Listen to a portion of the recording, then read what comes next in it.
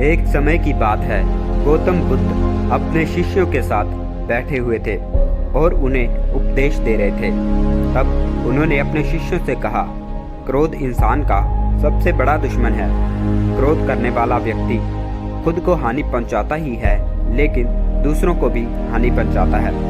वह प्रतिशोध की आग में जलता है और अपने जीवन को बर्बाद कर लेता है। उनके उपदेश खत्म होने के बाद शिष्यों में से एक शिष्य खड़ा होता है और उन्हें बोलता है, तुम एक ढोंगी हो। तेरी बातें मनुष्य के रहन सहन से विपरीत हैं।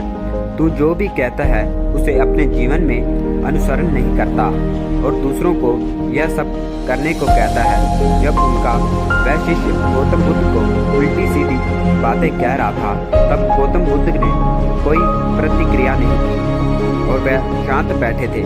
लेकिन ऐसे में वह व्यक्ति और भी ज्यादा गुस्सा हो गया और गुस्से में आकर उस व्यक्ति ने गौतम बुद्ध के मुंह पर थूक दिया।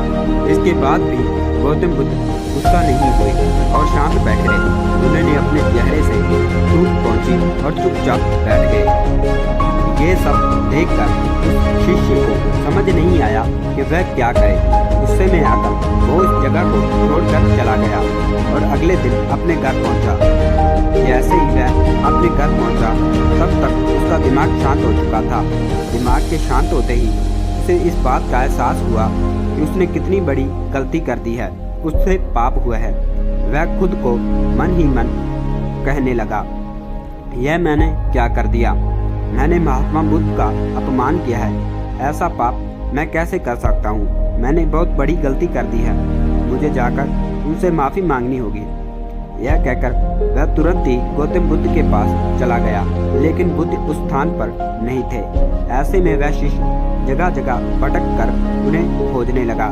जैसे ही उसे गौतम बुद्ध मिले, वह उनके पास जाकर उनके पैरों में गिर गया और उनसे कहने लगा, मुझे माफ़ कर दीजिए, मुझसे गलती हुई है। मैंने आपका अपमान किया है। मैंने यह बहुत बड़ा पाप किया है। यह सब देखकर गौतम बुद्ध ने उसे कहा, शांत हो जाओ, क्या बात है? मुझे बताओ, कौन हो तुम? गौतम बुद्ध के यह पूछने पर वह शिष्य चौंक गया। वह सोचने लगा कि महात्मा बुद्ध मुझे कैसे पूछ सकते हैं? मैंने तो उनका अपमान किया था। यह सोचकर उसने बुद्ध से कहा, मैं वही इंसान हूँ जिसने कल आपका अपमान किया था। आप इतनी जल्दी मुझे भूल गए? बुद्ध ने कहा, कल की बातें मैं कल ही छोड़ देता हूँ। वह अच्छा हो या बुरा, उसके बारे में बार बार विचार नहीं करना चाहिए। मैं बीती हुई बातों को पीछे छोड़कर आगे चलता हूँ और ऐसा ही हम सबको भी करना चाहिए। महात्मा बुद्ध ने शिष्य से कहा। महात्मा बुद्ध की यह बात सुनकर वह शिष्य और भी ज़्यादा प्रभावित हुआ और उनसे बोला, मैं आज से आपकी हर बात को माना करूँगा। इस कहानी से हमें सीख मिलती है कि बीती हुई बातों को हमें भूलकर आगे बढ़ना चाहिए।